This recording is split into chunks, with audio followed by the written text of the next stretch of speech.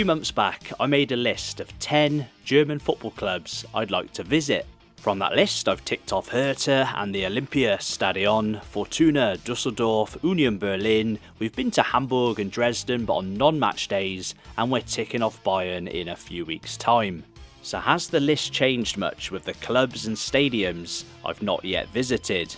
Well, ladies and gents, hit that like button and let's find out. So I asked you guys in a poll what videos you like seeing the most on the channel, and a whopping 64% of you said German stuff. Fortunately, this Freitag I'm back for our monthly German adventure as we visit each of Germany's top 3 divisions. On Friday, we've got an awesome Dritte Liga game, Bundesliga at my home from home on Saturday afternoon, and Saturday evening, what many people consider one of the best or most exciting leagues in the world, the Zweite Bundesliga. But after this trip, what are the 10 clubs or stadiums I'd like to visit most? So in 10th place, I had put the German giant Bayern in 10th place. It was on the previous list. It's one of those that I know you get a lot of tourists, but you cannot cover German football without at least going to the Allianz Arena at least once. But considering the fact that we booked the flights, booked the hotel,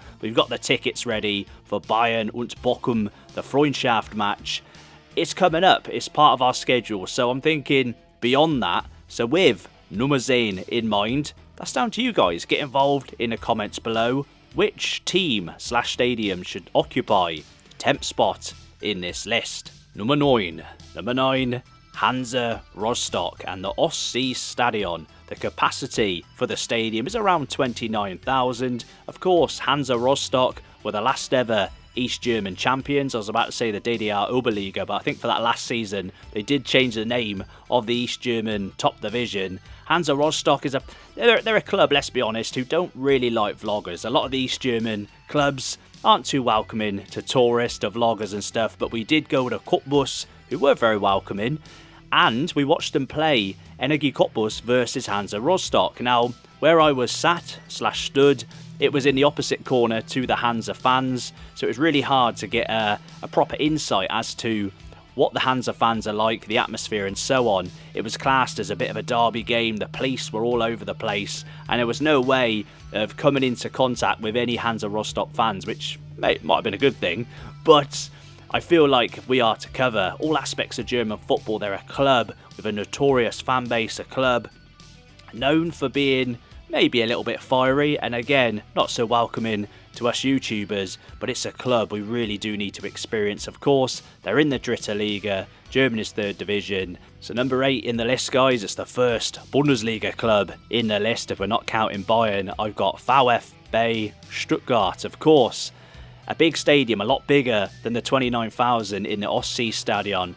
Their ground, I'm going to call it the Neckar Stadion. Let's leave sponsored names of stadiums to one side. Over 60,000 in terms of capacity. I've heard really good things about the fan base. I've experienced the away Stuttgart fans last season when I was at the Bayer Arena. Of course, I mean, Leverkusen maybe aren't known for their fan base in terms of atmosphere. I'm not knocking Leverkusen by any means, but the Stuttgart fans for that game really did show up. They were quite unlucky. They were 2-0 up, and Leverkusen did what Leverkusen did last season. They came back, kept the undefeated streak alive. I'm likely to experience the away fans again in April. I'm thinking of watching Bochum versus VfB Stuttgart at the Ruhrstadion, but I do want to get to the Neckar Stadion for a game in 2025. So next up on the list, number 7, we've got Magdeburg. Now Magdeburg is, I'm going to explain my thoughts on a few of these clubs on this list. I don't want to give away the list, but currently Magdeburg are 4th in the 2nd division, the Zweite Bundesliga, and I'm in a weird space where obviously on paper they're such a great club. They're the only former DDR Oberliga club to win a major European trophy. They're incredible. I've heard the atmosphere is really good as well. The Avnet Arena, as I look to my notes, over 30,000 in capacity.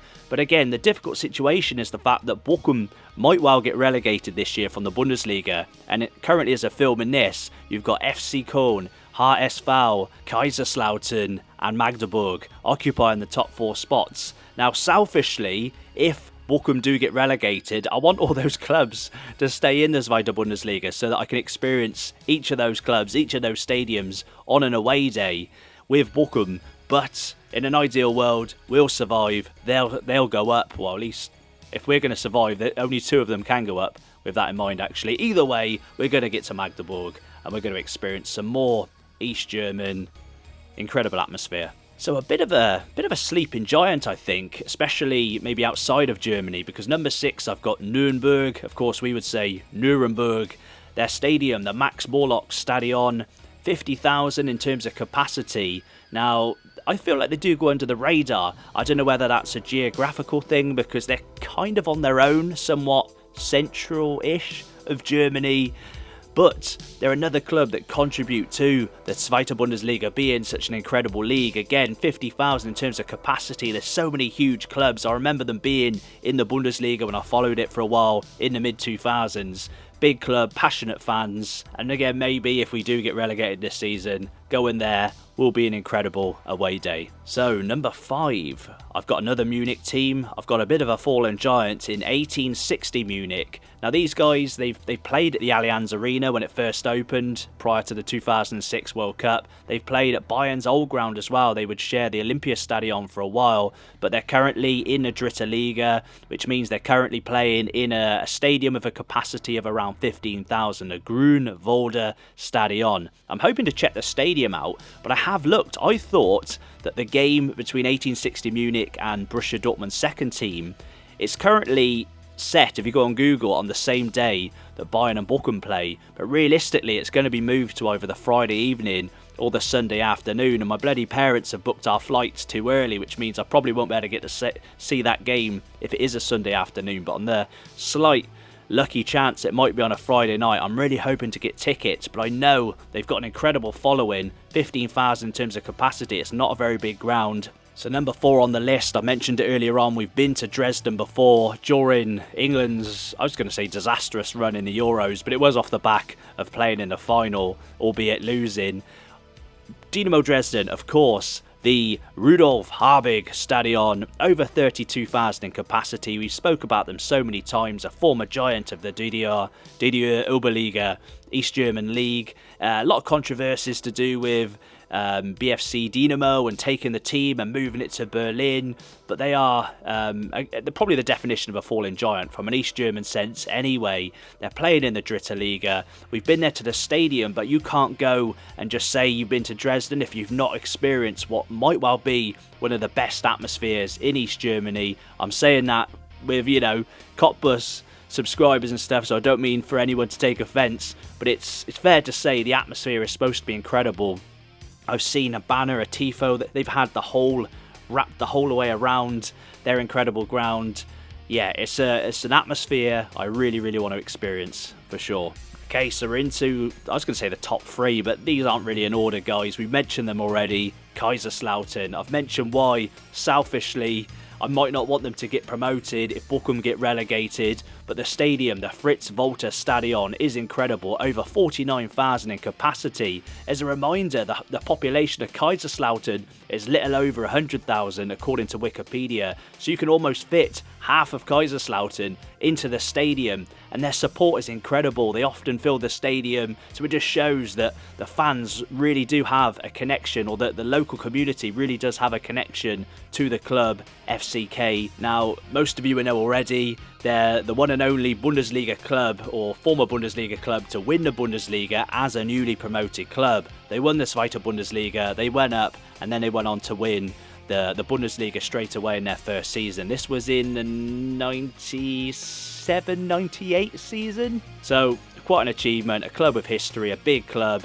It's on a hill, the stadium, really impressive. Even whatever happens with Bochum, we will definitely go to Kaiserslautern this year. So we've got another one we've already been to, HSV, and of course the Volkspark Stadion. Now we went there hoping to do a tour. There was a Europa League game on, I think, from a Ukrainian team or something, I don't know. We couldn't do the tour. We had a look around the outside of this incredible stadium, which has a 57,000 capacity.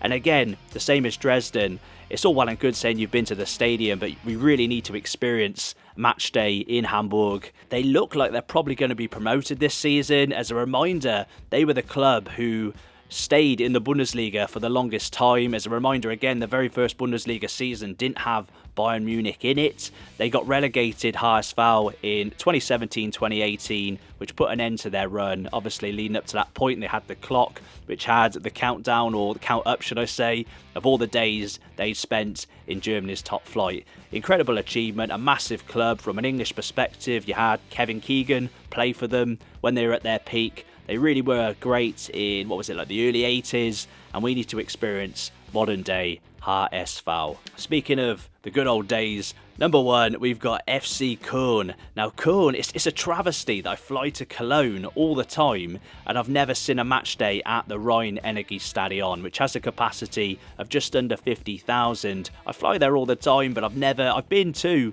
the stadium, but I've never seen a game. Passionate fans fill the stadium all the time. I can't remember who it was, but I saw a Pokal game.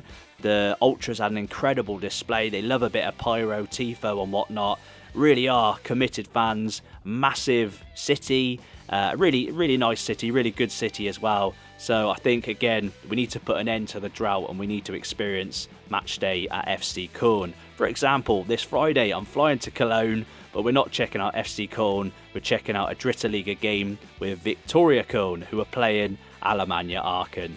Ladies and gents, Saturday, Bayern, Bochum and Dortmund, the little Riviera derby. We've got a fan march before the game, and then in the evening we're off to Dusseldorf because we're flying back from Dusseldorf, watching Fortuna versus Hertha. We're going to be in the Hertha end. It's going to be a great weekend of football. Remember, we are going to be doing some English stuff as well below the Premier League coming up in the next week or two. So stay tuned for that and get involved in the comments. Where else do we need to experience in Deutschland? There's so many places to tick off the list. Dankeschön, auf Wiedersehen.